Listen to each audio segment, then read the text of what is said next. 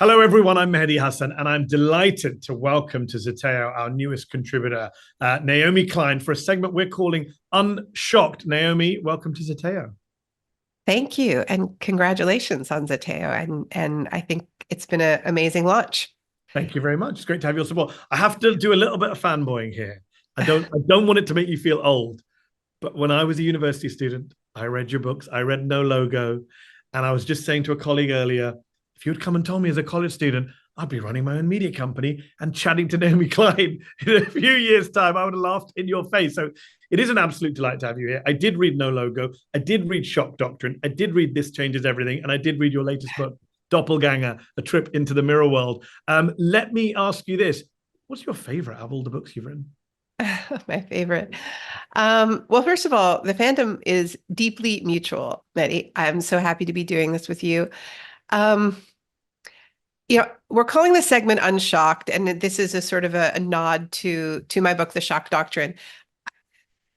I wouldn't say it's my favorite because I dream for a day when the shock doctrine will no longer be relevant. I think the book I had most fun writing is Doppelganger. But unfortunately, the shock doctrine is the one that proves most perennially useful. And so I think it's particularly relevant in the moment that we're in, right? This is a book that it came out in 2007. It was really written in the aftermath of 9/11 and the way in which that huge shock to our collective system was exploited, used by elites to wage illegal wars, to sort of plant these very caricatured stories of you're either with us or against us. They hate our freedom. Yeah. This is what happens, right? When we are in a state of shock, it's really a gap between a event and our understanding of that event, a narrative that explains that event. And we humans are creatures of narrative. I think it's probably why you and I write and storytell for a living, right? We tell real stories, but we're trying to make sense of the world. And when we don't have a story, when we're in a state of shock, we are very malleable. We're very vulnerable to people who come along and say, here is the new story. Nothing you knew before applies. So the idea for calling this segment Unshocked, it's not to communicate a kind of world weariness, like nothing can shock me. I get shocked all the time, although I am indeed very weary at times. It's the idea of what I'm hoping we can do together, which is yank us out of shock through analysis, facts, history, and really rooting us in reality. And that's what we're going to do today. We're going to do it every month, Naomi and I, in this segment called Unshocked. We've got a big topic to talk about today. I should just say quickly that before we started this segment, one of our producers let me know that in 2007, they were in LA and they tried to get you to sign a book, but they got stuck in traffic and never did. So here they are, 17 years later, Naomi. You're going to have to send her a signed copy of Shock Doctrine. Now you're working with Zeteo. We're going to talk You about. You are determined to make me feel old, but thank you. I will send that book. Look at the gray. So you gave the speech in New York, which went viral. And it's also a Guardian column, and everyone's been talking about it. And I'm excited to talk to you about that speech and what you were saying. But in order to really understand where you're coming from in that speech, which was on Zionism and having an exodus from Zionism, we have to go back and do a little bit of history, a little bit of context setting. And I know you're fascinated with a British Liberal cabinet minister from 1917 called Edwin Montagu. What role does he play in all this? Yeah, it's a very Shakespearean name. And I should say, one of the things I do when I am trying to get out of shock is I read history. And I feel like a lot of us do, right? Like, what are we doing when we read history is we're trying to orient ourselves in space and time. It's why there have been runs on Rashid Khaledi's the 100-Year War on Palestine in this period. That is a very healthy impulse. And even though we are all in this heavy news flow, I have been going back into history and coming across new texts that help me understand how we have come to this moment of horror. And it is a moment of horror for all of us. It is a moment of horror, obviously, particularly for Palestinians under the onslaught and around the world. But there's a particular kind of horror also for Jewish people, I think, who are trying to understand how we as a people who have experienced genocide could be, in the case of the Israeli government, inflicting it, and in the case of many people, or Jewish people around the world, justifying it, making apologies for it, denying it. And in these studies, I came across something that I did not know, which was that when the Balfour Declaration was issued in 1917, the strongest voice of opposition to it in the British government came from the only Jewish member of cabinet, the only Jewish minister, who was this very Shakespeareanly named Edward Montagu. You would think that the only Jewish minister would have been a fan of the idea of creating a nation for Jews in Palestine, and you would be quite mistaken. And he issues this memo on the anti-Semitism of the present British government. So he was not pulling any punches. He was saying that the idea of creating a nation for Jews in Palestine was itself anti-Semitic. I'll read a couple of quotes. He said, "I would ask for a British government sufficient tolerance to refuse a conclusion which makes aliens and foreigners by implication, if not once by law, of all their Jewish fellow citizens." So he was very worried that once this nation, the idea of a Jewish homeland or state in Palestine was created, it would make Jews second-class citizens everywhere else they were. He was worried that their status would become even more provisional. And he also just flatly rejected the idea that Jews in disparate countries from Iraq to England to Spain, though they shared a common religion, were part of a common nation. They spoke different languages, had huge cultural differences. Here's another quote. He says, it is no more true to say that a Jewish Englishman and a Jewish Moor are of the same nation than it is to say that a Christian Englishman and a Christian Frenchman are of the same nation. He was very, very worried that it would become not just an excuse to treat Jews as second-class citizens or third-class citizens, but that they would be exiled, that they would be told, get out of here. You don't need to live here anymore. He predicted that Palestine, this is another quote, would become the world's ghetto for Jews. He was not opposed to Jewish migration to Palestine for people who chose it, but what he was opposed to was the idea that Jews should have any special status there. And he was very concerned about the implications for Muslims, for Christians.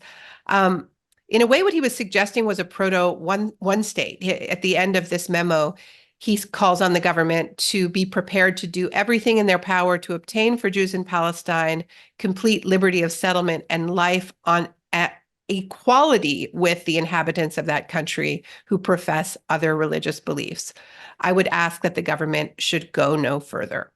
And yet, yeah, Ed Montagu is not a name that is well known today in the 21st century. You would think, as you pointed out, the only Jewish member of the British cabinet, when the Balfour Declaration, which is, in many ways one of the foundational documents of Zionism, of Israel, Arthur Balfour, foreign secretary in that government, says that we support the establishment of a Jewish national home in Palestine. You would think that the debate in cabinet in which the only Jewish member is opposed to it would be relevant to our discussions today. And it's not, because we've just erased a huge swath of history about Jewish opposition to Zionism. I think Montagu called it a mischievous political creed, which if I said that today, somebody might say, Mehdi, you're an anti-Semite criticizing Zionism in this way. And I would say, I'm quoting Edwin Montagu, the only Jewish member of the cabinet.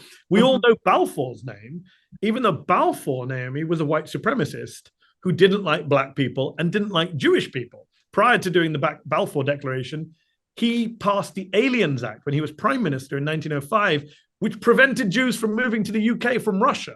So it's ironic that you have this anti-Semitic member of the cabinet who is putting out a declaration which all of the Zionist community love, and you have a Jewish member of the cabinet saying, no, this is mischievous.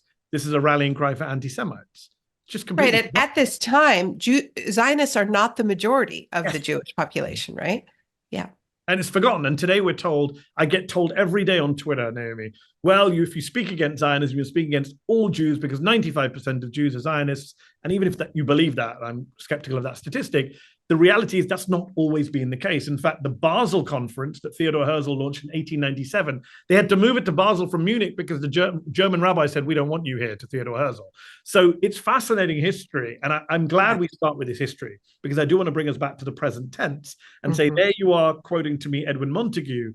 Last week, there's Naomi Klein, well-known Jewish intellectual academic author, speaking at a Seder in the streets in New York and saying Zionism is a false idol. Quite a provocative phrase. Let's have a listen to a portion from your speech.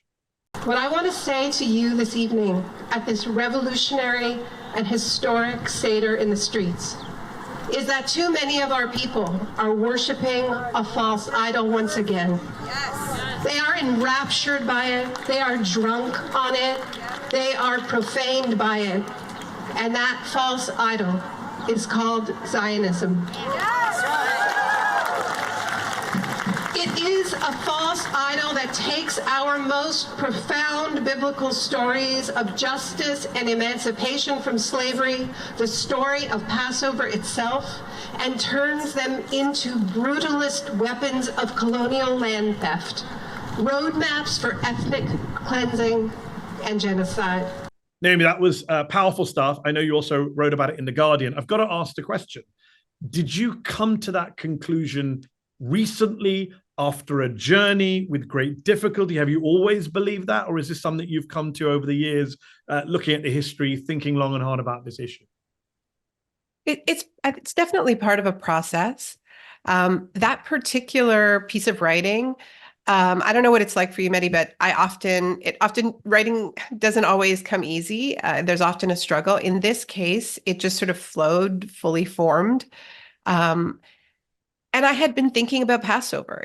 I was thinking about the fact that Passover was coming up. I was planning to host a Seder with a friend in her home for the first night of Passover, and I was thinking about how do we mark this holiday, which has always been very important to me, because it is the story of emancipation of the Israelites from Egypt, and it's a story that has spread to every faith in the world, every corner of the world. But I was just trying to picture us sitting around a table telling this story while Gaza is being strangled, while Palestinians are being starved, while the Netanyahu government continues to get ready for a full invasion of Rafah. And so I did, what I do in moments like this, I turned back to the original text, and I found myself, reading Exodus and reading the Haggadah and thinking about the warnings in it, including the warnings about false idols.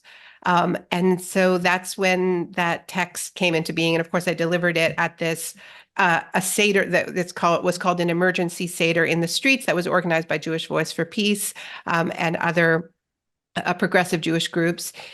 Just outside the Brooklyn home of Chuck Schumer. It was a call to end arms shipments to Israel.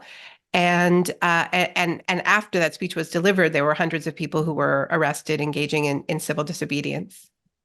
So it just sort of felt impossible to me to mark this holiday as usual, right? That it needed something different. And so I turned to the text itself, to Exodus, to the Haggadah. And I was struck by all of these parallels, by the story of the false idol, but also it just struck me that as a people, we need another kind of exodus, not a physical exodus, but an exodus from the ideological shackles of Zionism. I think there's different kinds of unfreedom. Obviously, Palestinians are extremely and literally unfree. But I think that a lot of my fellow Jews are stuck in an ideology that is tearing families apart, that is causing us to betray our core values. And I wanted to name that. And as you say, the response has been, honestly, unlike anything I've published before. It's been truly overwhelming. I've been hearing from people who I haven't heard from in decades, thanking me for it. Not everybody is thrilled. Yeah.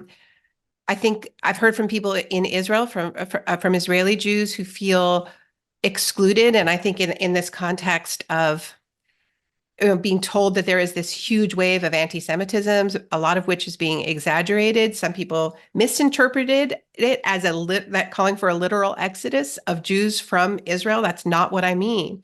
I'm calling for a release from the logics of Zionism that has trained so many people to see Palestinian children as a demographic threat, which is a profound betrayal of our values, to see children as threats rather than full human beings filled with potential, imbued with equal rights.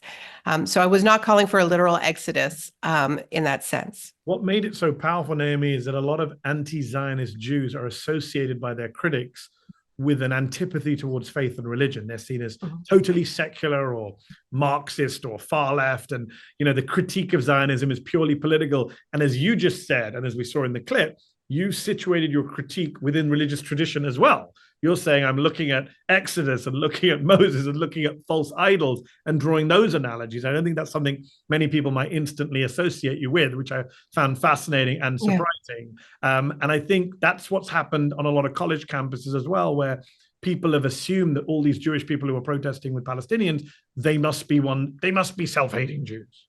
Yeah.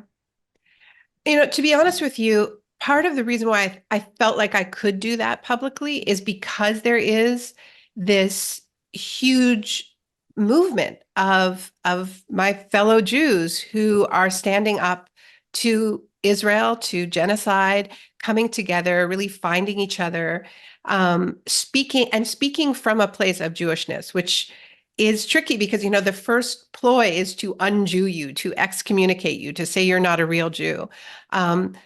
And that's been the biggest shift. The shift is not that, okay, now I'm criticizing Israel. I've been criticizing Israeli policy for a long time, but I feel like I'm able to do it from inside the rituals, from inside the faith, because I'm part of this broader community. And that meant a lot to me, like even that they had organized it as a Seder in the streets. And before I gave that speech, in the video that's circulating, you can't see that I started it with a blessing and eating the bitter herbs. And I was very stressed because I had parsley in my mouth, which is, you shouldn't actually eat parsley right before you give a speech like that. I hadn't really thought that part through, but it was just great to be with those thousands of people in the streets and to have that community.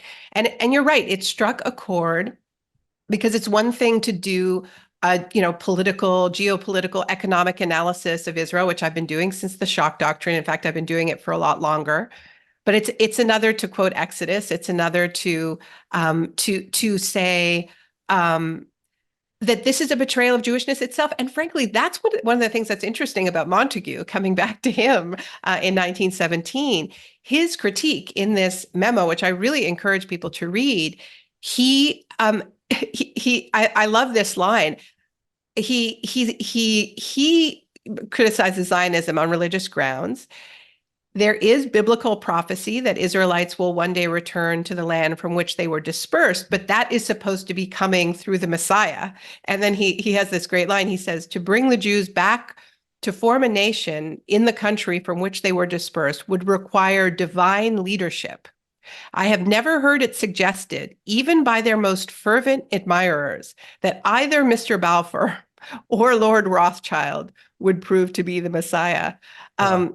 Good line. So yeah, it's interesting. I got pushback, as you say, certainly from lots of Zionists. I got some pushback from our colleague at The Guardian, Johnny Friedland, who didn't like describing Zionism as something profane, but I really do mean that in the literal sense, that it is sort of sacrilegious for human beings to try to do God's work. And this is happening at a time, as you know, Mehdi, that the Netanyahu government is stacked with religious extremists who fully support, I mean, here I'm talking about Ben-Gvir, in their lifetime, destroying Al-Aqsa and rebuilding the temple.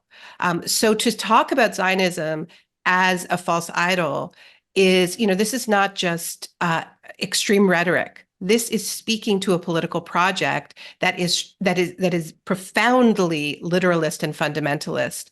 And I think it's at the heart of what we're seeing in Israel right now.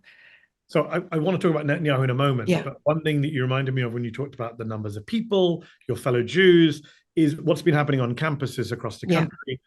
We're speaking on Monday. The Columbia row is ongoing. People have been arrested over the weekend in various universities, including in Northeastern, where pro-Israeli protesters said, kill the Jews, but pro-Palestine demonstrators got blamed for that rhetoric. In UCLA, there's been some vile stuff said by quote-unquote counter-protesters. But what I would say is what I found fascinating is the sheer number of Jewish students who are overrepresented in these protests. And again, not just secular Jewish students, but Jewish students who are commemorating Passover and doing Seder in these encampments. Yeah. And that's what first attracted me last week to a student named Jonathan Ben Menachem, who is a student at Columbia, Jewish PhD student. And we asked him to write a piece for us, just first person, observing what he saw in Columbia. And the piece went crazy viral because a lot of people were like, wow, okay, we've been hearing so much in the media about all the anti-Semitism. Here's a Jewish student talking about all the Jews who are inside the encampment, totally fine, not being abused, not being attacked, being able to actually engage in religious rights. And that was such an important thing to do because I think it helped rebalance some of the conversation and coverage. But considering that Zeteo, what is like a week old or something like that, tell me what happened with that piece, because it went more than viral. It actually had a political impact. It did. Weirdly, last Wednesday, CNN primetime, Erin Burnett reads out from John Ben Menachem's piece for us to House Speaker Mike Johnson and asks him to respond to this Jewish student's critique of the media and political elites who are kind of fanning the flames by suggesting that everyone on the campus is Hamas. And of course, Speaker Johnson didn't engage with the Zeteo piece that John Ben Menachem wrote. Instead, he simply repeated ad nauseum, Hamas, Hamas, Hamas. That is their answer for everything. It's actually very dangerous, Naomi. You have Bill Ackman this weekend suggesting that those protesters are all Hamas, are proxies for Hamas. God forbid someone gets attacked, killed, hurt, harmed because of the rhetoric from people like Bill Ackman and Speaker Johnson. But actually, on that note, it's a good place to pivot to what you mentioned earlier, Benjamin Netanyahu, who's also been fanning the flames, surprise, surprise. While he's busy erasing Gaza, he took time out to make a statement about Columbia University. Let's play a little bit of that. What's happening on America's college campuses is horrific. Anti-Semitic mobs have taken over leading universities. They call for the annihilation of Israel. They attack Jewish students. They attack Jewish faculty. This is reminiscent of what happened in German universities in the 1930s. It's unconscionable. Look, there is nobody more adept at exploiting Jewish trauma, historical trauma, and turning it into a political weapon for his own advantage. This is what Netanyahu has been doing his entire political life. He wants people to be afraid. Why? Because the more afraid diaspora Jews are, the more likely they are to provide blanket support, more donations, more weapons, more hyper-Zionist politicians in U.S. Congress. This is the dynamic. So he benefits the more afraid and the more sort of unhinged the rhetoric is, calling it 1930s. I mean, look. The outrageousness of this is that the Israeli government has destroyed every single university in Gaza, has killed hundreds of students, almost 100 academics, over 100 journalists, poets, essayists. Palestinians use terms like scholasticide to describe the systematic destruction of the infrastructure of education. And he's saying Columbia is recalling 1930s Germany. It's beyond. I want to talk more about these claims. Sorry? Jewish students in Columbia, he's comparing to German Nazis. He is. It's outrageous, and it is dangerous, as you say, because people believe it. He's pushing these sort of buttons of re-traumatization, and this has been happening since October 7th, the sort of framing of those attacks, which you and I have both condemned, the parts of it that were war crimes. We've been very, very clear on that. But that's different than saying it was a seamless continuation of the Holocaust, which is what his rhetoric has been. And that is very deliberate. And as you say, this can have very serious implications. And you even see it in the counter-protest, the sort of vehemence of the counter-protesters. They're not unsafe, but they believe themselves to be under attack. You can see it. So let's talk about some of the chants and all of these ongoing debates about chants like globalize the Intifada, river to the sea. You've written about this, you've studied it. What do you say to people who say that this is a call for genocide, this is anti-Semitism? Yeah, the anti-Semitism stuff is very complicated because we're now seeing a deliberate conflation of anti-Zionism and anti-Semitism. I saw a group of House Democrats today, led by Daniel Goldman and Jared Moskowitz and Josh Gottheimer, have called on Colombia to shut down their encampment. And I'm quoting them because of the anti-Israel, anti-Jewish rhetoric in the encampment. Why are you conflating the two together? I can't imagine a bunch of congressmen telling a university to shut down an encampment because of its anti-French rhetoric or its anti-Belgium rhetoric. I mean, since when did anti-Israel rhetoric become ipso facto bigoted, hateful, illegitimate? And I think that's a very important first point. Look, we can all argue about slogans. I spent the last few years debating with Democrats, defund the police. Was that the right way to talk about police reform? Did it turn people off? Activist slogans are activist slogans. We don't always have to agree with them. They're not always the most strategic slogans. But the reality is that if an activist is telling you that this is what it means, you don't get to go and reinterpret it and weaponize it for your own purposes. So the people I talk to who say from the river to the sea, Palestine will be free, they mean to say that everyone will have freedom and equality in that place. They're basically one status, people who want a binational secular state in which Jews and Arabs, Muslims and Christians live side by side in equality, like the United States of America is supposed to be.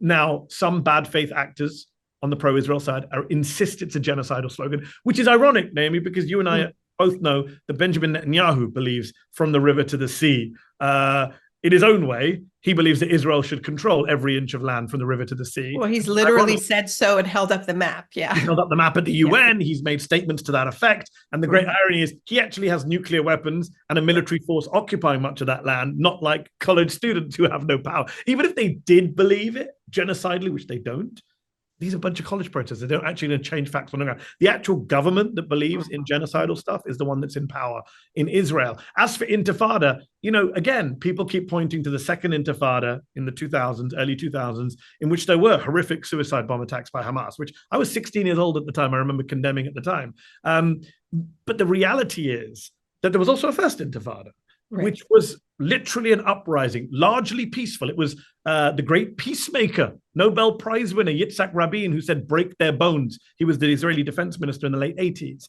And the violence came mostly from the Israeli side in the first Intifada. The word means uprising. Now, look, I'm Muslim. I spent 20 years arguing about the meaning of words like jihad and all these other scary words that we brought into our language to kind of demonize brown people. And look, there's an argument, and many of my Jewish friends will say, why use these terms if they annoy people, if they're provocative? And I get that, but the reality is I'm not going to tell protesters what terms to use unless they're inciting violence. And it's almost a circular argument because the pro-Israel side saying this is violence in and of itself, when the irony is a guy who turned up on campus at the weekend in Pennsylvania, he was carrying a knife. He was a pro-Israel protester. 3 Palestinian students in Vermont wearing keffiyehs were attacked. One is now disabled, right? And then you see some of the anti-keffiyeh rhetoric from Bill Ackman and co. And you think, who is really inciting the violence? Who are the victims of violence? So I do think we have to reframe that conversation. But the starting point has to be that we cannot allow the conflation of criticism of Israel or Zionism, as you did,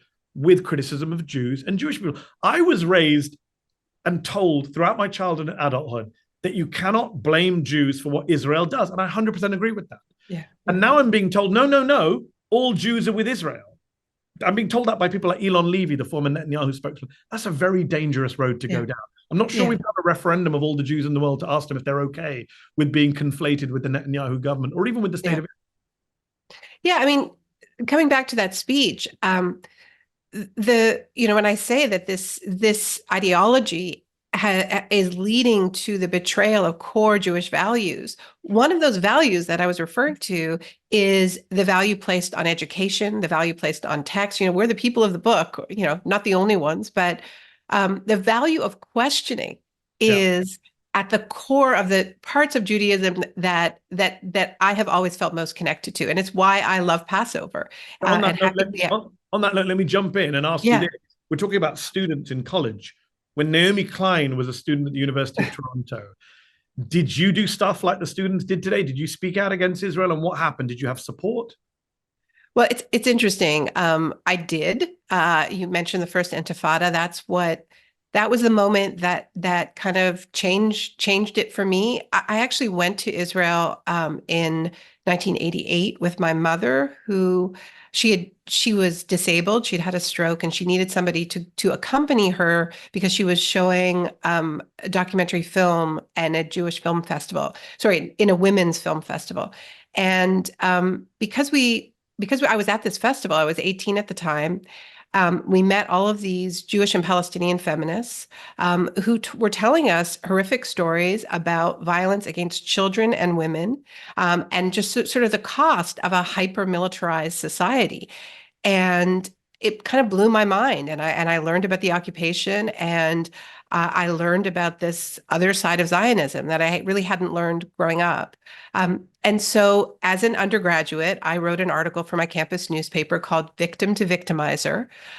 It was about this, and it so enraged the campus Jewish organization, Hillel, which was the only voice of Jews on campus, that they had an emergency meeting about me, which I went to undercover because people didn't know what I looked like. And I heard people, there was one student who I was sitting right next to said, if I ever meet Naomi Klein, I will kill her. They talked about how they were going to organize the donors to lobby the university president. I got a copy of some of those letters. But it was such a different environment because I didn't have a community of progressive Jews who supported me. Palestinian students also didn't have their own organizations back in, at this point, this was 1990 that I wrote the article. The first Israeli apartheid weeks were a decade out. So yeah, really, it's not that these are new ideas, but what's new is the fact, and this is, how I ended that speech, Mehdi. I said, that we're not saying let our people go. We're saying we've already gone, and your kids are with us now. And frankly, that is what is freaking out. Yes, it is. The Bill Ackman of this the Bill world. Ackmans, yes. They're what they and there's, to me, there's tragedy in this, that they are willing to lose their own children, to allow those relationships to be severed, rather than confront where this ideology has led them. So yeah, there has been a huge change. Note that you strike in your speech and right now as we speak, because what you're saying is, we always think about kind of negativity, doom and gloom, the Palestinians still aren't free, and that's true. But in 1990, a young Naomi Klein undergraduate is on her own. And in 2024, dozens of universities right now across the United States, across the West, are seeing Jewish students gathering with Palestinian American students, gathering with white atheists, people across the board of all across the kind of ethnic, generational, gender, political spectrum, to call out apartheid in Israel, to call out occupation. So we made huge progress generationally, especially on college campuses, which is what's freaking people out. And then activism seems to be paying not lots of results, but certain results in certain places. And before we run out of time, I got to ask about PEN America, because you've been involved there in shutting down, basically, it's now shut down, their World Voices Festival, which was going to take place on the 8th of May. This is this big, for those of you who don't know at home, PEN America, huge organization for free speech, for literature, for academics, for authors. And they have canceled the World Voices Festival, partly because of pressure from you. Explain to our viewers what that was about. Well, first, I just would say I take no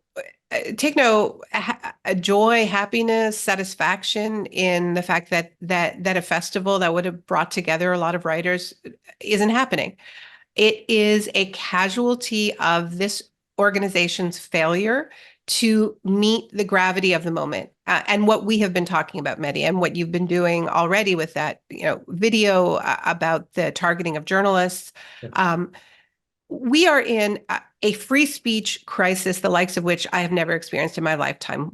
The numbers are catastrophic in terms of the number of journalists killed, the number of academics killed, the number of poets killed.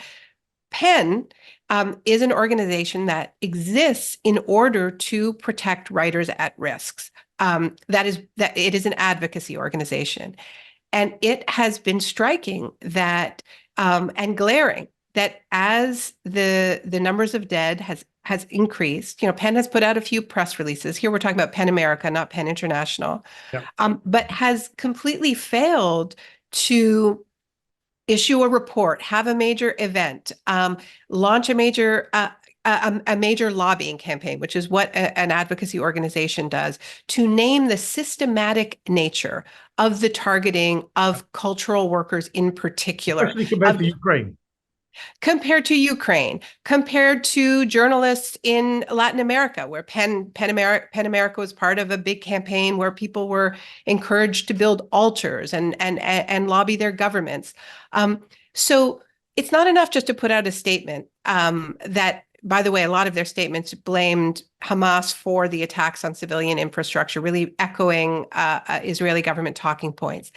And so I was invited to be an honorary co-chair of the Penn World Voices Festival, and we put together a great panel.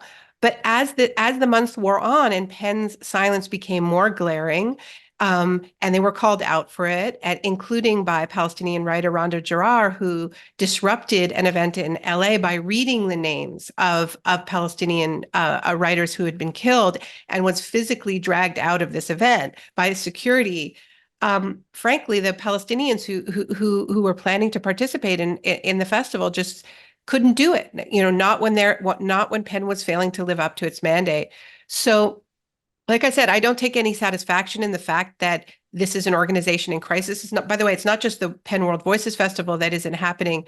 Their awards ceremony was also canceled because so many, I think, more than 20, I think it was something like 28 of the writers who had been longlisted for awards in every category had said, we don't want anything to do with you. Now, this is not cancel culture. This is not wanting to have the debate. This is just wanting Penn to live up to its mandate.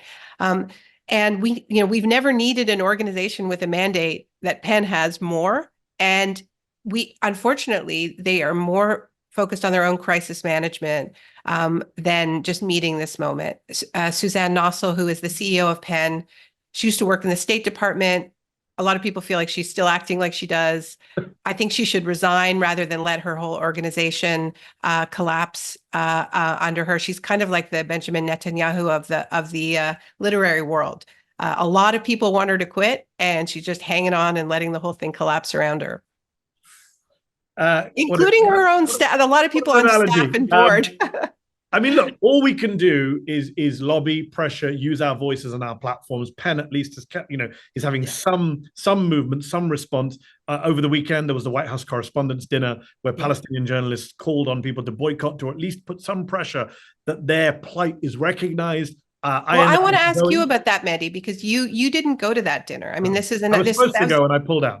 Yeah. Well, I think it's a similar situation, right? I mean, here we have these institutions that are supposed to stand for freedom of expression, and we're in this crisis, and they're not living up to their mandate. So why did you just make that decision?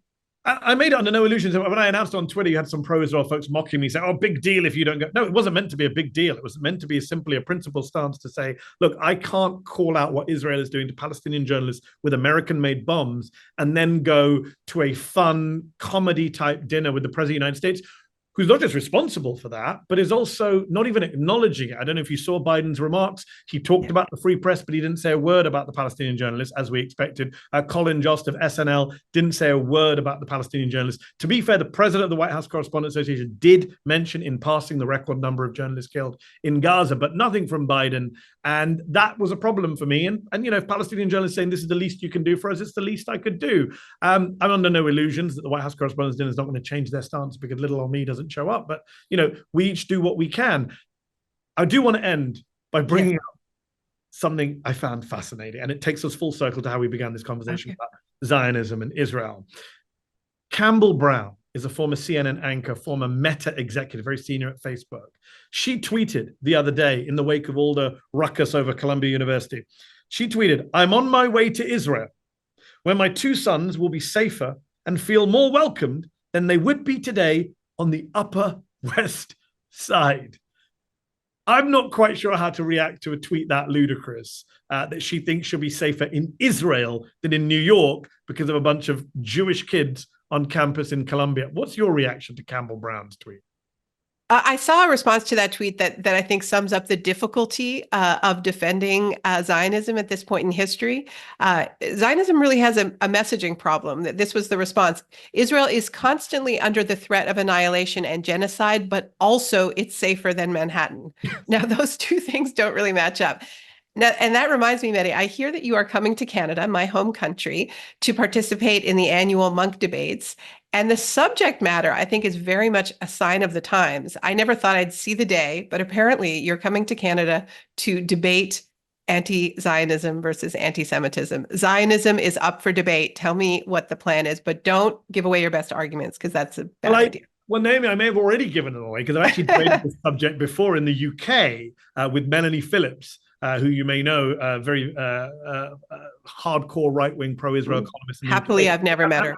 And we debated it, and we actually won in London. I'm hoping to win again in Toronto because it's a really important subject. And I've dropped my usual opposition to debating Douglas Murray, the British right-wing commentator and pro-Israel apologist, because the subject matter is so important that this is, as we mentioned a moment ago, people keep conflating the two: criticism of Zionism with criticism of Judaism, criticism of Israel with criticism of the Jews. And I'll be joined by the wonderful Gideon Levy of Haaretz on my side to make this case for why we should be able to debate and discuss and critique a political ideology that's, less than 150 years old, and not conflate it with one of the world's great faiths, Judaism. So I'm hoping we're going to win that debate. And one of the things I'm going to bring up maybe is this Campbell Brown tweet, this idea, as you say, that these things can't coexist. Mm-hmm. Zionism seems to have failed on its own terms, even as a kind of ideology which was supposed to provide a safe haven for the Jews. It hasn't worked on its own terms. Mm. Yeah, so we may as well try to make where we live safe and inclusive, and fight for what the Jewish labor Bund back in the day used to call here-ness. And that's the Judaism that I believe in, and I think more and more of us are turning to it. I pity whoever is debating you and Gideon Levy. And I think they should just call in sick because it's going to be great. Let's see what happens. Before I do that debate, we're going to have another episode of Unshocked, so we can talk more about all this. So if you enjoyed watching this episode, I do hope you're subscribed to Zeteo. If you're not, sign up and subscribe right now, zeteo.com. Naomi will be with us again next month for another episode of Unshocked. Naomi Klein, thank you so much for your time today. Can't wait for another conversation. Thank you. This was fun.